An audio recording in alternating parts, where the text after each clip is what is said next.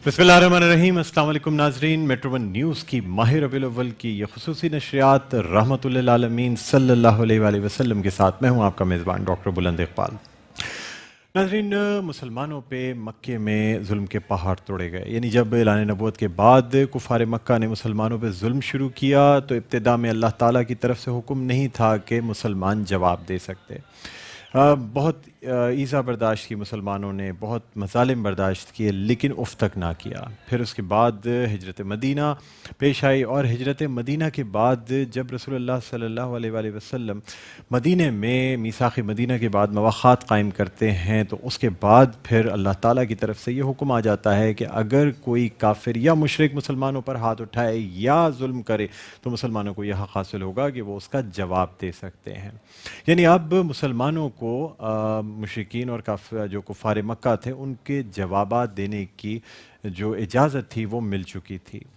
रसूलुल्लाह के साथ जो अहले ईमान थे वो मदीने में सुकून की ज़िंदगी गुजार रहे थे, लेकिन फिर भी कुफ़ार की जानिब से छेड़छाड़ का सिलसिला जारी था।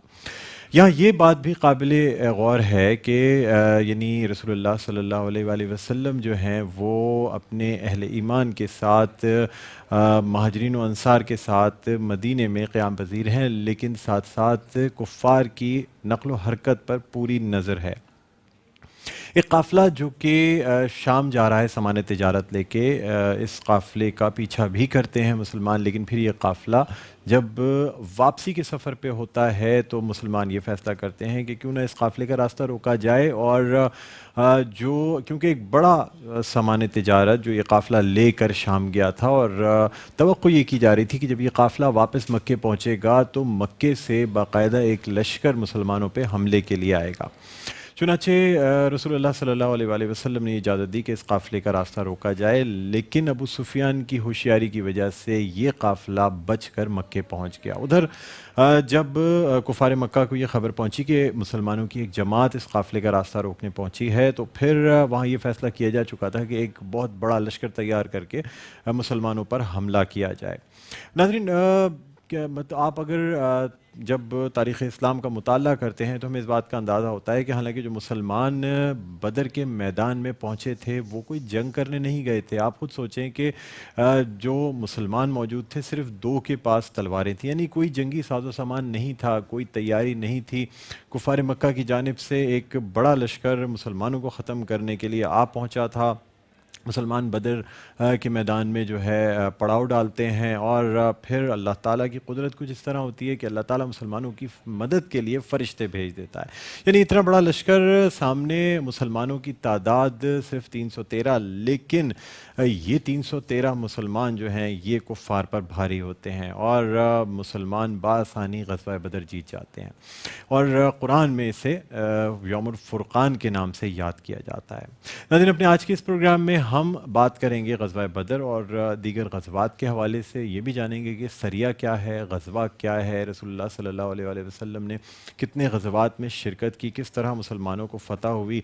फिर ग़ज़वा उहद को भी याद करेंगे। लेकिन हमारे, जैसा कि आप जानते हैं कि हमारे इस प्रोग्राम का आगाज़ होता है अल्लाह ताला के पाक और बाबरकत नाम से, तो मैं यहाँ पे तिलावत के लिए गुजारिश करना चाहूँगा क़ारी फ़ैसल चिश्ती से कि वो यहाँ तशरीफ़ लाएँ और अल्लाह ताला के हुज़ूर तिलावत कुरान पाक पेश करने की सआदत हासिल करें। क़ारी फ़ैसल चिश्ती। أعوذ بالله من الشيطان الرجيم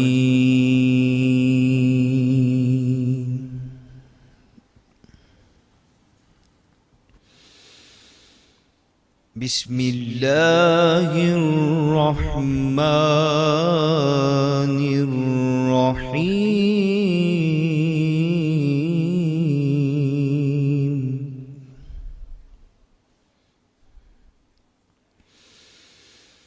وإذ غدوت من أهلك تبوئ المؤمنين مقاعد للقتال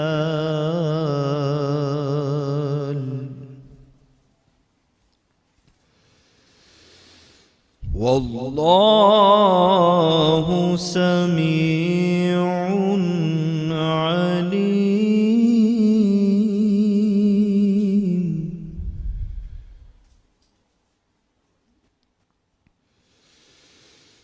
إذ هم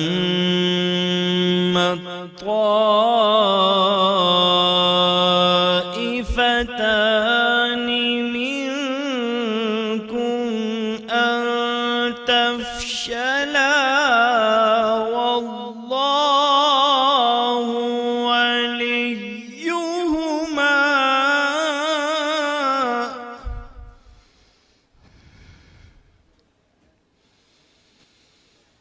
وعلى الله فليتوكل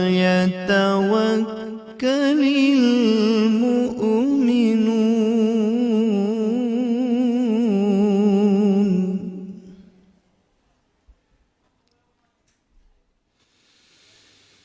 ولقد نصركم الله ببدر وأنتم أذلة فاتقوا الله لعلكم تشكرون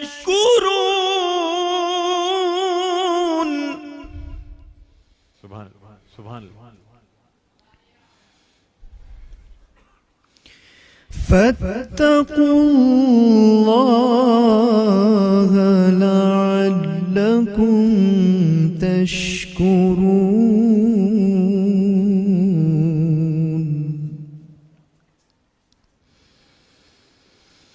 إذ تقول للمؤمنين ألن يكفيكم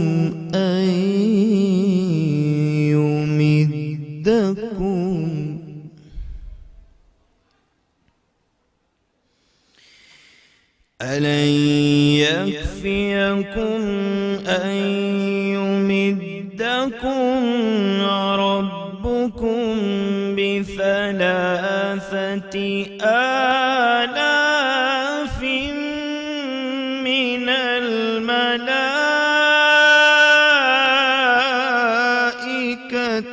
منزلين آمنت بالله صدق الله العظيم سبحان اللہ جزاک اللہ. بہت شکریہ قاری فیصل چشتی. ناظرین یہ آپ کو بتاتے چلیں کہ قاری فیصل چشتی نے ابھی قرآن پاک کی سورہ آل عمران کی آیات 121 تا 124 کی تلاوت فرمائی. میں اس کا ترجمہ آپ کے سامنے پیش کرتا ہوں. شروع اللہ کے نام سے جو بڑا مہربان نہایت رحم والا ہے. اور جب نکلے تھے تم صبح کو اپنے گھر سے بیٹھانے کو ایمان والوں کو مورچوں پر جنگ کے لیے، اور اللہ سب کچھ سنتا ہے جانتا ہے. جب ارادہ کیا دو جماعتوں نے تم میں سے کہ ہمت ہار بیٹھیں، اور اللہ ان کا مددگار تھا، اور اللہ ہی پر توکل کرنا چاہیے ایمان والوں کو، اور بے شک مدد کر چکا ہے تمہاری اللہ بدر میں جبکہ تھے تم کمزور. ڈرو اللہ سے تاکہ تم شکر گزار بن جاؤ. جب کہہ رہے تھے تم مومنوں سے کہ کیا نہیں یہ کافی تم کو کہ مدد کرے تمہارا رب 3000 فرشتوں کو نازل کر کے. صدق اللہ العظیم. اللہ تعالیٰ ہمیں قرآن پڑھنے اور اس پر عمل کرنے کی سعادت عطا فرمائے. آمین ثم آمین.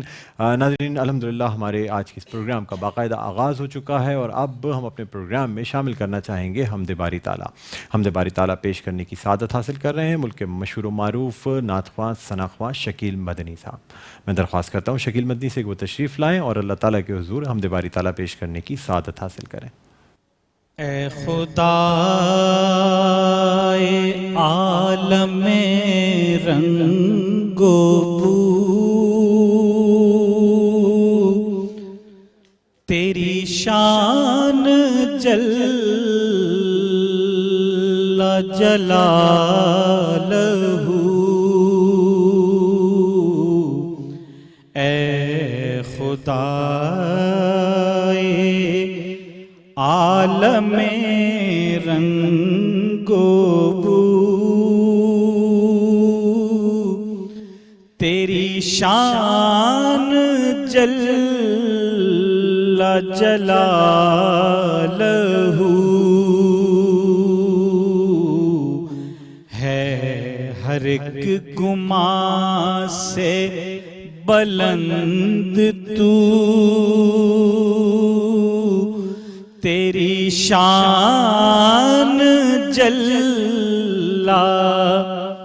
جلالہ،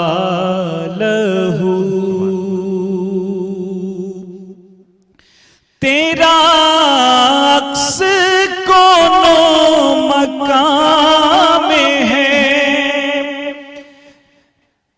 تیری ذات دونوں جہاں میں ہے، تیری ذات سارے جہاں میں ہے، تیرے اذن سے ہے رواں لہو، تیری شان جل جلالہ، تیری شان جل جلالہ،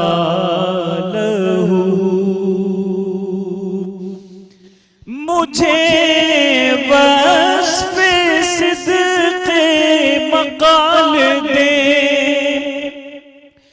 مجھے ایسے سانچے میں ڈھال دے کہ میں کر سکوں تیری گفتگو، تیری شان جل جلالہ،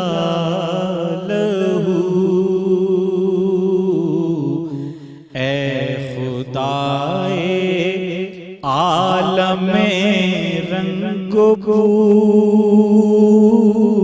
تیری شان جل جلالہ۔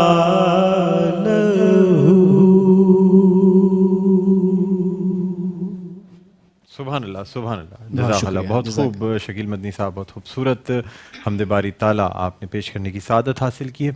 ناظرین، اب ہم اپنے پروگرام میں شامل کرنا چاہیں گے قصیدہ بردہ شریف، وہ قصیدہ جو کہ امام بصیری رحمۃ اللہ علیہ نے تحریر کیا، اور اس قصیدے کی تاثیر یہ ہے کہ اس قصیدے کے ہر شعر میں کسی نہ کسی بیماری کا علاج پوشیدہ ہے۔ جب ہم اس قصیدے کا ورد کرتے ہیں، خواہ کوئی پریشانی ہو، کوئی مصیبت ہو، کوئی ایسی بیماری لاحق ہو جس کا علاج نہ مل رہا ہو، تو اس صورت میں اس قصیدے سے مدد لی جا سکتی ہے۔ یہاں میں دعوت دینا چاہوں گا قاری فیصل چشتی کو اور نعت خواں ثنا سید کو کہ وہ تشریف لائیں اور بارگاہ رسالت مآب صلی اللہ علیہ وآلہ وسلم یہ قصیدہ بردہ شریف پیش کرنے کی سعادت حاصل کریں۔ قاری فیصل چشتی اور ثنا سید۔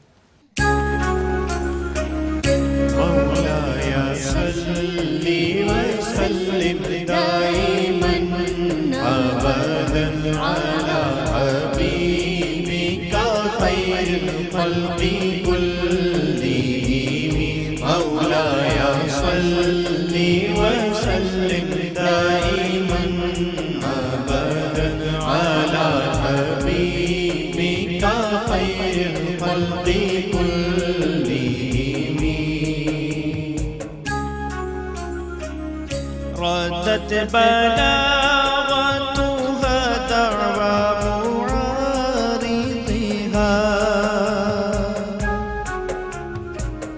ردت بلاغتها دعوى معارضها، رد الغيور بدا الجاني عن الحرم، مولاي صل وسلم دائما ابدا على حبيبك خير الخلق كلهم۔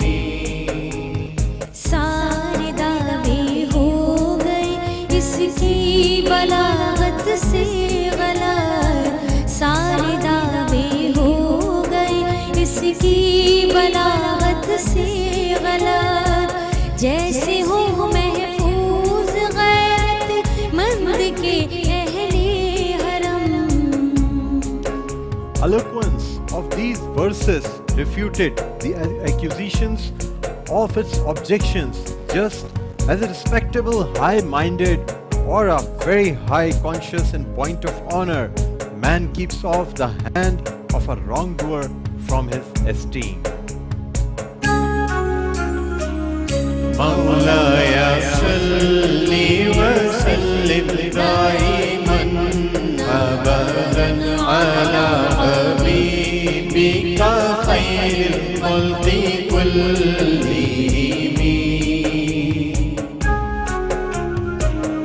لها معان كموج البحر في مدد، لها معان كموج البحر في مدد، ففوق جوهره في الحسن والقيم مولاي صل وسلم دائما أبدا على حبيبك خير الخلق كلهم. ہے مانا آیتوں کے مثل دریا موجزن، ہے مانا آیتوں کے مثل دریا موجزن، گوہر دریا سے برتر ان کا ہے حسن قیم. The meanings of these verses of Holy Quran are like the waves of the ocean in helping to make abundance of themselves, and their meanings and the Quran exceeds the jewels of the sea in beauty and in value. مولاي صل وسلم دائما أبدا على حبيبك خير الخلق كلهم. مولاي صل وسلم دائما أبدا على حبيبك خير الخلق كلهم.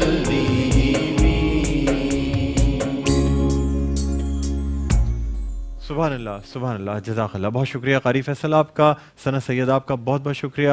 ناظرین یہاں ایک چھوٹا سا وقفہ لینا چاہیں گے، ایک شارٹ بریک کے بعد دوبارہ آپ کی خدمت میں حاضر ہوتے ہیں. کہیں نہ جائیے گا، دیکھتے رہیے میٹرو ون نیوز کی ماہ ربیع الاول کی یہ خصوصی نشریات رحمۃ للعالمین صلی اللہ علیہ وآلہ وسلم. جی ناظرین ویلکم بیک. ایک دفعہ پھر آپ کو خوش آمدید کہتے ہیں. میٹرو ون نیوز کی ماہ ربیع الاول کی خصوصی نشریات ہیں رحمۃ للعالمین صلی اللہ علیہ وآلہ وسلم. میں ہوں آپ کا میزبان ڈاکٹر بلند اقبال. سلسلہ ہے بلغ العلا بکمالہ کا. ناظرین جب مسلمانوں کو کافروں کا جواب دینے کی اجازت مل گئی تو پھر یعنی کافروں کی طرف سے بھی چھیڑ چھاڑ جاری تھی. مسلمان اور جو انصار و مہاجرین تھے وہ دراصل مدینے میں رسول اللہ صلی اللہ علیہ وآلہ وسلم کے ہمراہ ایک سکون اور اطمینان کی زندگی بسر کر رہے تھے. ناظرین یہاں آپ کو یہ بتاتے چلیں کہ مکہ سے ایک قافلہ جو ہے وہ ایک بہت بڑا سفر یعنی سامان تجارت لے کر شام کی جانب جاتا ہے. امید یہ کی جا رہی تھی کہ یہ قافلہ جب واپس لوٹے گا تو دراصل مسلمانوں پہ جنگ کرنے کے لیے ساز و سامان لا کے اور اس کی تیاری کی جائے گی تاکہ مسلمانوں پر جنگ مسلط کی جا سکے. رسول اللہ صلی اللہ علیہ وآلہ وسلم اپنے قریبی ساتھیوں کے ہمراہ جس میں مہاجرین بھی ہیں انصار بھی ہیں ان کو لے کر بدر کی جانب جاتے ہیں، اس قافلے کے تعاقب میں بھی کہہ سکتے ہیں یا اس قافلے کا راستہ روکنے کے لیے. بہرحال ابو سفیان جو کہ اس وقت ایمان نہیں لائے تھے ان کی ہوشیاری کی وجہ سے وہ قافلہ دوسرے راستوں سے یعنی پہاڑی راستوں سے ہوتا ہوا مکے پہنچ جاتا ہے.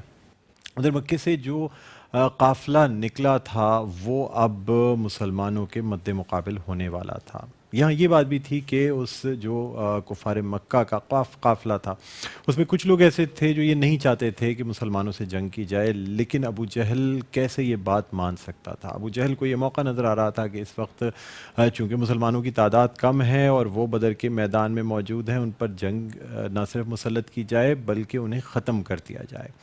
ناظرین یہاں یہ بتاتے چلیں کہ جب رسول اللہ صلی اللہ علیہ وآلہ وسلم بدر کے میدان پہنچے تو وہاں جو قافلہ تھا رسول اللہ صلی اللہ علیہ وآلہ وسلم نے بہتر یہ جانا کہ قافلے میں لوگوں سے مشاورت کی جائے. تو اس میں جو مہاجرین تھے انہوں نے بھی خطاب کیا، انصار کی جانب سے جو خطابات کیے گئے تو یہ کہا گیا کہ ہم موسیٰ کی قوم میں سے نہیں ہیں کہ جب جنگ مسلط کی گئی تو حضرت موسیٰ علیہ السلام کو تنہا چھوڑ دیا اور یہ کہا کہ آپ اور آپ کا اللہ اس جنگ کو جانے، ہم یہیں بیٹھ کے آپ کا انتظار کریں گے. لیکن ہم یعنی کہ اس وقت کے وہ انصار اور مہاجرین رسول اللہ صلی اللہ علیہ وآلہ وسلم پر جو ایمان لائے تھے وہ ایمان کے اس قدر مضبوط ہے کہ انہوں نے رسول اللہ صلی اللہ علیہ وآلہ وسلم سے کہا کہ یا رسول اللہ ہم آپ کے ساتھ ہیں، آپ جو فیصلہ کریں ہم اس جنگ میں ہر طریقے سے آپ کا ساتھ دیں گے. میرے ناظرین، آج کے اس پروگرام اور اس سیگمنٹ بلغ العلا بکمالہ میں ہم گفتگو کریں گے غزوات اور غزوہ بدر کے حوالے سے. آپ کو یہ بتاتے چلیں کہ ہمارے ساتھ حسب روایت جو مہمان شخصیت موجود ہیں کسی تعارف کے محتاج نہیں ہیں، ایک دنیا علم کی بہت بڑی شخصیت ہیں، ساتھ ہی ساتھ 12,000 سے زائد خطبات دے چکے ہیں، 5,000 سے زائد ٹی وی پروگرامز میں شرکت کر چکے ہیں. اگر تصانیف کی بات کی جائے تو 20 سے زیادہ کتب اور 40 سے زیادہ رسالوں میں ان کی تصانیف جو ہیں وہ شائع ہو چکی ہیں. ساتھ ہی ساتھ آپ کو یہ بھی بتاتے چلیں کہ خطیب اعظم حضرت محمد شفیع اکاڑوی صاحب کے صاحبزادے ہمارے ساتھ موجود ہیں، علامہ کوکب نورانی اکاڑوی صاحب. السلام علیکم. وعلیکم السلام. علامہ صاحب آپ کو خوش آمدید کہتے ہیں آج کے اس پروگرام میں. بہت شکریہ. علامہ صاحب، غزوات کی بات ہو رہی ہے اور خاص طور پر جب ہم غزوہ بدر کی بات کرتے ہیں جس میں اللہ تعالیٰ کی طرف سے مدد بھیجی گئی اور کہیں 3,000 فرشتوں کا ذکر ہے، کہیں 5,000 فرشتوں کا ذکر ہے.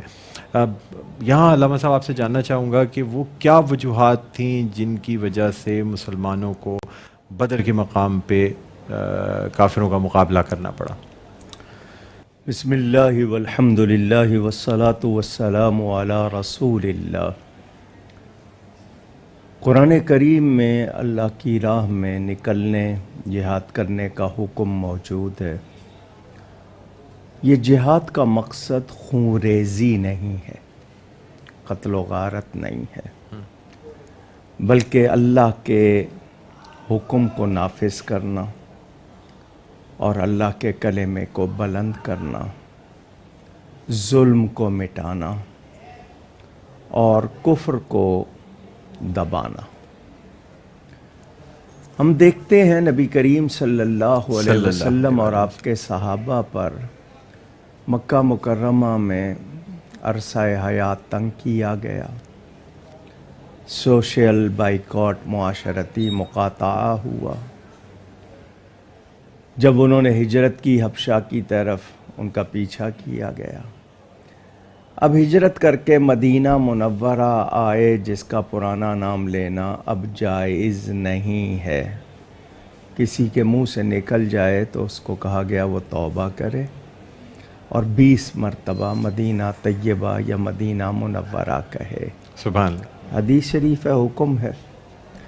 وہاں آئے ہیں، بے سر و سامان ہے، اپنا سب کچھ چھوڑ کر آئے ہیں مہاجرین.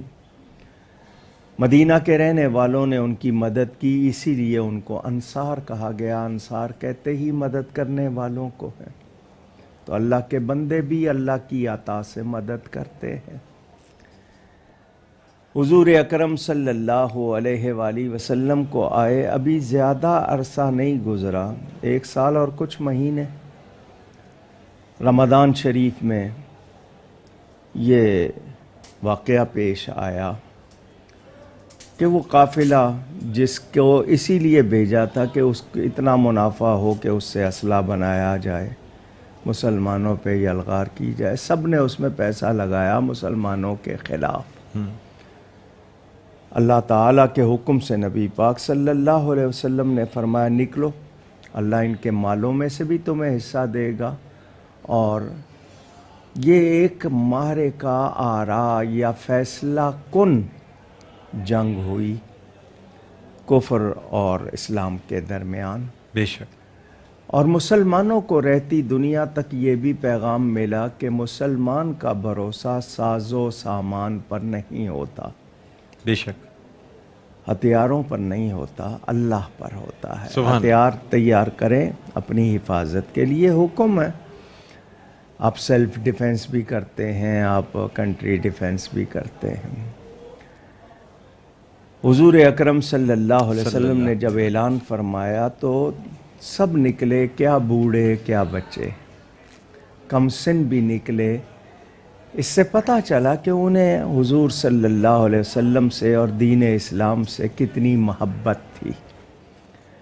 313 ये तादाद भी बड़ी मुबारक, रसूलों की तादाद भी इतनी ही बताई जाती है।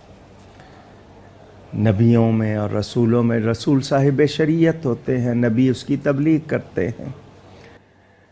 हुजूर अकरम सल्लल्लाहु अलैहि वसल्लम के ये 313 ऐसे निकले कि आज तक 313 का लफ्ज़ लोगों ने कहावत बना लिया, उन्हें पसंद नहीं आता, क्योंकि इन 313 ने जो वहाँ पर किरदार अदा किया वो रहती दुनिया तक याद रखा जाएगा बेशक।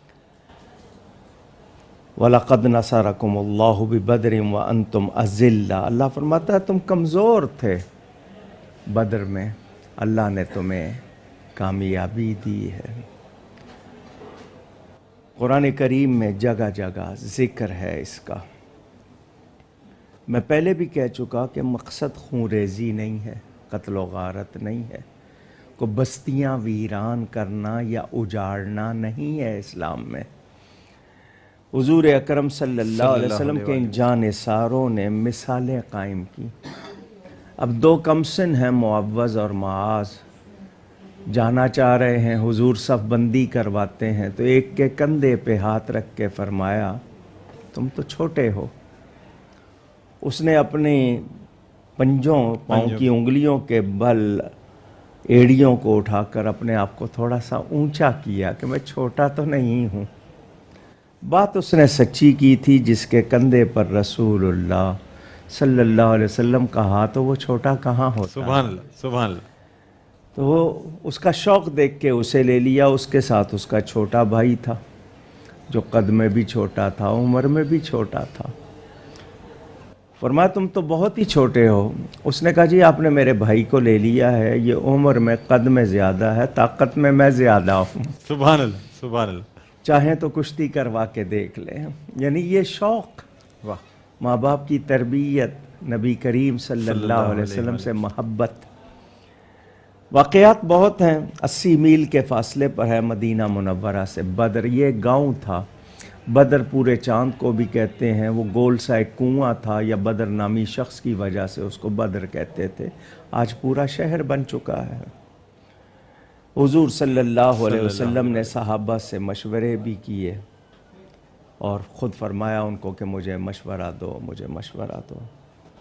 ये तालीम उम्मत भी हो गई कि फ़ैसला करने से पहले मशवरा करना चाहिए। मशवरे करना अच्छी बात होती है। जैसे हम कहें कि बहुत सी मक्खियाँ मुख्तलिफ़ फूलों का रस चूस के आई हैं तो शहद बनता है, इसी तरह मशवरा है। आप राय लेते हैं, मशवरा लेना, राय लेते हैं, उनमें आपके सामने हालात आते हैं, सोच आती है।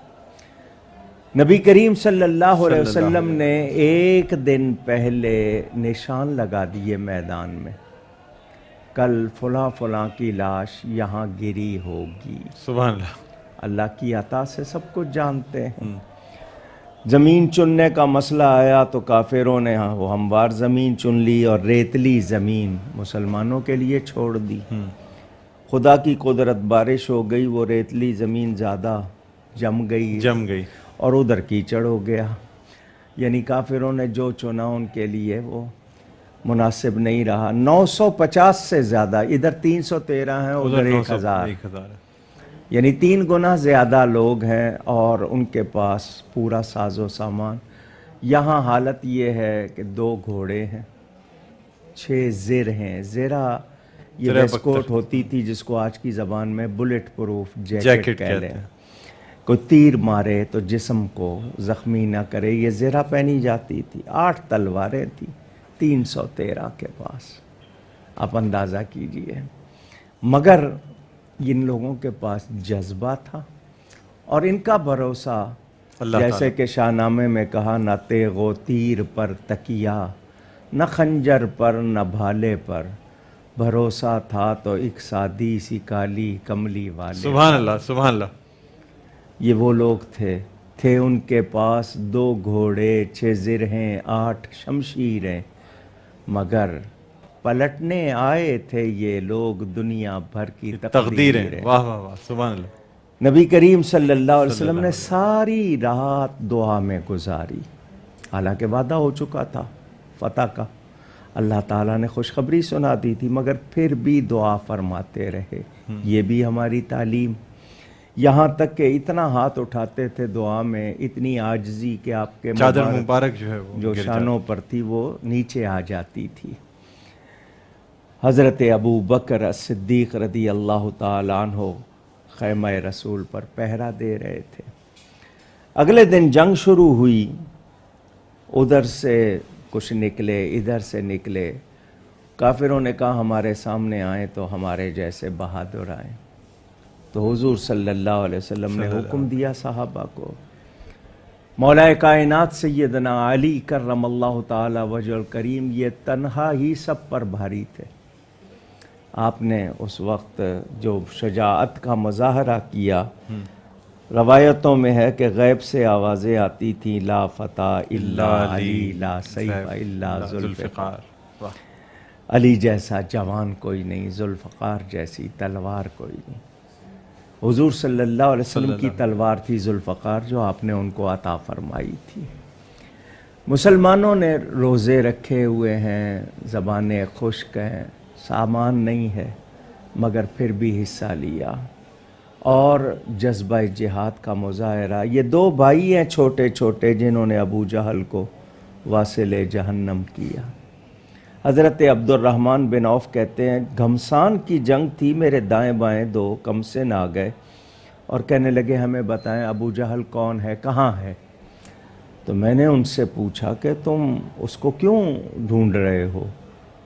تو ان بچوں نے کہا قسم کھائی ہے مر جائیں گے یا ماریں گے ناری کو، سنا ہے گالیاں دیتا ہے وہ محبوب باری کو. اللہ اکبر.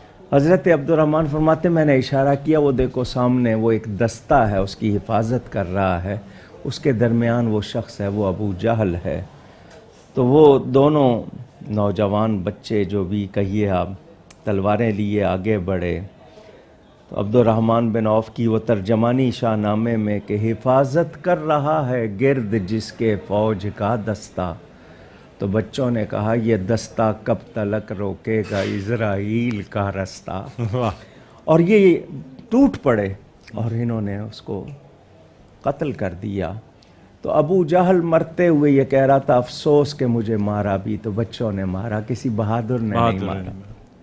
ایک شہید ہو گئے، دوسرے کو بازو پر وار لگا، ان کا بازو کٹ گیا مگر گوشت ابھی ساتھ تھا، ہڈی کٹ گئی تھی، نکالنے کی کوشش کر رہے تھے. وہ پاؤں کے نیچے رکھ کے چاہتے تھے کہ اس کو نکال دیں، دوسرے ہاتھ سے لڑیں. صحابہ نے پکڑ لیا، حضور صلی اللہ علیہ وسلم کے پاس لے گئے. نبی پاک صلی اللہ علیہ وسلم نے اپنی تھوک مبارک لگا کے کپڑا باندھ دیا. جب کھولا گیا تو کٹنے کا نشان بھی نہیں. سبحان اللہ سبحان اللہ. ایک صحابی کے پاس تلوار تھی، وہ ٹوٹ گئی. وہ آئے کہ میرے پاس تلوار تھی، اب کس سے لڑوں؟ آپ نے کھجور کی ٹہنی عطا فرمائی، وہ تلوار بن گئی. سبحان اللہ. حضرت قتادہ کی آنکھ کا ڈھیلا نکل گیا، حضور صلی اللہ علیہ وسلم نے اس کو دوبارہ لگا دیا، وہ بالکل ٹھیک ہو گیا. جہاں جہاں نشان لگائے تھے وہیں لاشیں گری. اور اس پر ابو جہل کا بیان موجود ہے کہ جب اس کو یہ اطلاع ملی کہ نبی نے نشان لگا دیے اور اس کا نام بھی لے دیا ہے، تو اس کا رنگ بالکل اڑ گیا، وہ آواز نہ نکلے. ساتھیوں نے پوچھا کیا ہوا ہے؟ تو اس نے یہ بات بتا کر کہا تم اچھی طرح جانتے ہو، ہوتا وہی ہے جو یہ نبی کہہ دیتا. سبحان اللہ سبحان اللہ. تو نبی کریم صلی اللہ علیہ وسلم کے معجزات بھی ظاہر ہوئے، فرشتے بھی آئے مدد کو. علامہ اقبال کہتے ہیں فضائے بدر پیدا کر فرشتے تیری نصرت کو، اتر سکتے ہیں گردوں سے قطار اندر قطار بھی.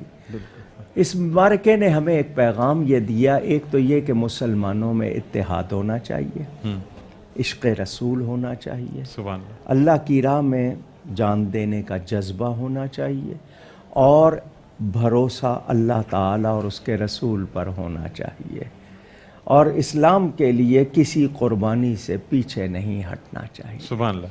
تو یہ وہ جنگ تھی جس نے ہمیشہ کے لیے فیصلہ کر دیا. فیصلہ کن. جنگ ثابت ہوئی، کیونکہ یہ جو لوگ اللہ تعالیٰ کے نام لیوا رسول اللہ صلی اللہ علیہ وآلہ وسلم کے ساتھ تھے، خدا نخواستہ اگر ان لوگوں جی یہ الفاظ ملتے ہیں، نبی کریم نے فرمایا کہ یا اللہ یہ 313 نہ رہے تو زمین پر تیری عبادت کرنے والا کوئی نہیں رہے گا. یہ ان کی شان تھی، وہ کہہ سکتے ہیں.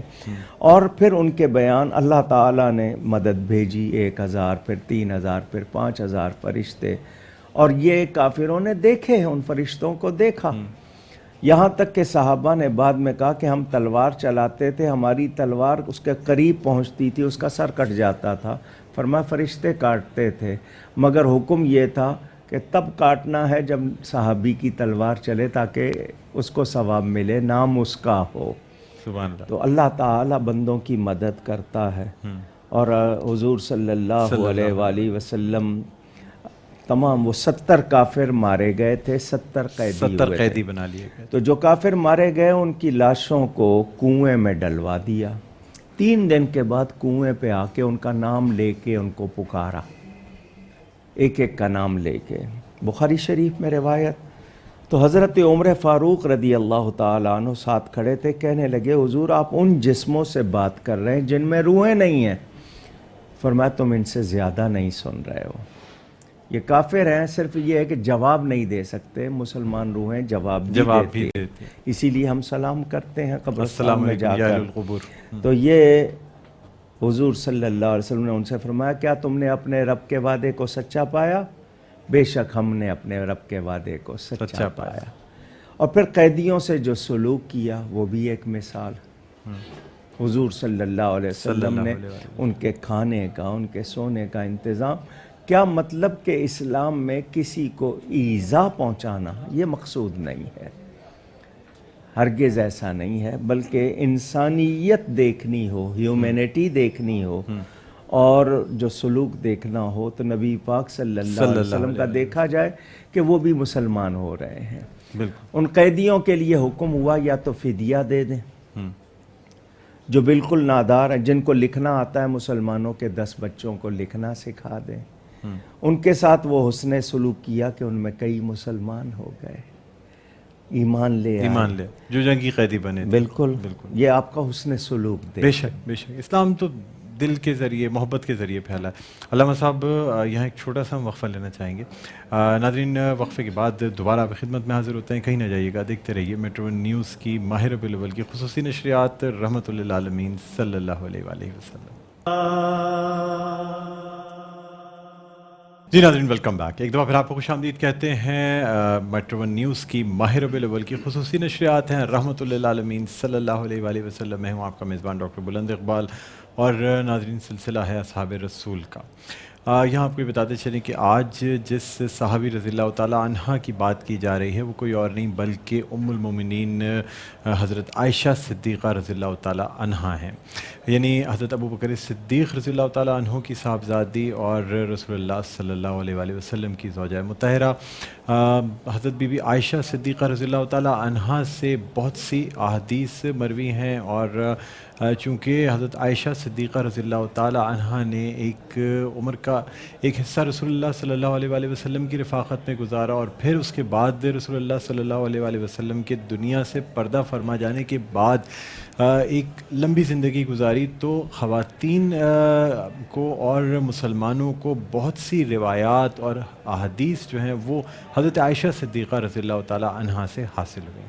ناظرین ہمارے اس سیگمنٹ میں ہمارے ساتھ موجود ہیں ملک کے مشہور و معروف دینی اسکالر علامہ کوکب نورانی اکاڑوی صاحب. جی علامہ صاحب، اصحاب رسول کا سلسلہ ہے اور ام المومنین حضرت عائشہ صدیقہ رضی اللہ تعالیٰ عنہ کے حوالے سے آج ہم گفتگو کریں گے، کیا کہتے ہیں؟ میرے پیارے نبی پاک صلی اللہ علیہ وآلہ وسلم کی ازواج، زوجہ، ازواج، بیویاں، ان کے بارے میں قرآن میں ہے یا نساء النبی لستن کا احد من النساء، اے نبی کی عورتوں. یہ شرف ملا تو حضور کی نسبت سے ملا. نبی کریم صلی اللہ علیہ وآلہ وسلم کی ازواج مطہرات دوسری عورتوں کی طرح یا کوئی عورت ان کی طرح نہیں. تو جب بیویوں کی طرح کوئی نہیں ہے تو حضور کی طرح کوئی کیسے ہو سوال ہی سکتا نہیں ہے؟ پیدا ہوتا. ایک بات. دوسری بات یہ کہ حضور اکرم صلی اللہ علیہ وسلم کی ازواج مطہرات میں ایک مرتبہ، 2 مرتبہ، 3 مرتبہ کی بیوائیں، کیونکہ ان سے کوئی نکاح نہیں کرتا تھا، حضور نے کیا. پھر یہ کہ بہت سے قبیلوں کے اسلام لانے کے لیے، یہ حضور کی ازواج میں وہ واحد ہیں جو کنواری کنواری تھی. اور ان کا انتخاب کیسے ہوا کہ جبریل امین ان کو لے کر حضور کی بارگاہ میں آئے کہ اللہ تعالیٰ نے ان کو آپ کے لیے پسند خواب کیا. میں رسول اللہ صلی اللہ علیہ خواب میں نہیں، جی خواب کی بات نہیں ہے، وہ ان کو ظاہری طور پر لے کر آئے سبز ریشم میں لپیٹ کر. تو حضور اکرم اس وجہ سے ان سے زیادہ پیار کرتے تھے کہ اللہ تعالیٰ نے ان کو پسند کیا تھا. حضرت ابو بکر صدیق کی شہزادی ہیں، اس لحاظ سے ان کو صدیقہ بنت صدیق سبحان اللہ. اور عتیقہ بنت عتیق کہا جاتا ہے. عتیق کے معنی آگ سے آزاد. نبی کریم صلی اللہ علیہ وآلہ وسلم ان سے بہت محبت فرماتے تھے. اور ان کے بارے میں یہ ہے کہ عرب میں کھانا تھا ایک سرید، وہ بہت ہی اہتمام سے بنتا تھا اور بہت اعلیٰ ڈش اس کو. فرمایا جس طرح کھانوں میں سرید کو فضیلت ہے، عورتوں میں حضرت عائشہ کو سبحان اللہ. فضیلت ہے. سبحان اللہ. آپ نے جو بات کی ہے اس کا میں حوالہ دے دوں. 2200 سے زیادہ احادیث آپ سے مروی ہیں، اور علماء اسلام کا یہ کہنا ہے کہ اگر دین کے 3 حصے کیے جائیں تو ایک حصہ ام المومنین سے امت کو ملا. سبحان اللہ. سبحان اللہ. تیمم کی آیت کہ اگر پانی نہ ملے یا کوئی بیمار ہے وضو نہیں ہو سکتا، وہ بھی ان کی برکت سے ملی ہے. سبحان اللہ. اندازہ کریں، نبی پاک صلی اللہ علیہ وسلم سفر میں کسی نہ کسی بیوی کو ساتھ رکھتے تھے. ایک سفر میں یہ ساتھ تھی تو ان کا ہار گم ہو گیا. حضور صلی اللہ علیہ وسلم نے صحابہ کو ہار ڈھونڈنے پہ لگا دیا، خود ان کی گود میں سر رکھ کے آرام فرمانے لگے. پتہ تھا ہار کہاں ہے، اور یہ بھی پتہ تھا کہ آیت آنے والی ہے. ادھر صبح ہونے والی تھی، صحابہ کو مسئلہ کہ پانی نہیں ملا تو نماز کیسے پڑھیں گے، وضو کرنا ہے. اور وہ پریشان ہو رہے تھے حضرت عائشہ پر کہ یہ ان کا ہار اسی وقت ہی گم ہونا تھا. لیکن جب آیت اتری تو وہ سب مبارکباد دے رہے تھے کہ آپ کی برکت سے پوری امت کو انعام مل گیا. منافقوں نے ان پر تہمت لگائی، ان کی پاک بازی پر برا خیال ظاہر کیا. اللہ تعالیٰ نے خود گواہی دی. یہ بہت بڑا اعزاز ہے ام المومنین کا. حضرت یوسف علیہ السلام پر تہمت لگی، گود کے بچے نے جواب دیا. حضرت مریم پر تہمت لگ رہی ہے، حضرت عیسیٰ گود کے بچے ہیں، جواب دے رہے ہیں. جریج راہب پر تہمت لگی، چرواہے کے گود کے بچے نے جواب دیا. اللہ چاہتا بارش کے قطرے گواہی دیتے، ریت کے ذرے گواہی دیتے، درختوں کے پتے گواہی دیتے، مگر یہ در پردہ حضور کی عزت کا مسئلہ تھا. اللہ نے فرمایا میں رب ہو کر گواہی دیتا ہوں. سبحان اللہ. تو ان کی شان میں 17 سے زیادہ آیات اتری. سبحان اللہ. اور یہ وہ ہستی ہیں حضور صلی اللہ علیہ وسلم آج بھی ان کے حجرے میں آرام فرما ہے. سبحان اللہ.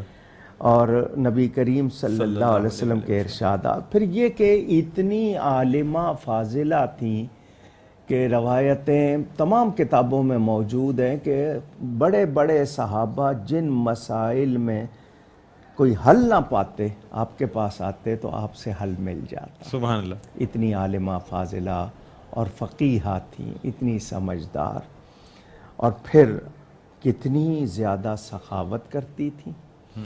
1 لاکھ درہم آیا اس زمانے میں ان کے پاس، شام نہیں ہوئی تھی، ختم ہو گیا، سب تقسیم کر دیا. تو ملازمہ نے کہا 1 درہم رکھ لیتی ہے اپنے کھانے کے لیے، اب افطار کے وقت کچھ بھی نہیں ہے. تو فرمایا تو پہلے بتاتی تو رکھ لیتی، اب تو اللہ کی راہ میں دے دیا. سبحان اللہ. اس طرح. اور پھر عبادت گزار کتنی تھیں، فضائل اور مناقب بے شمار ہیں.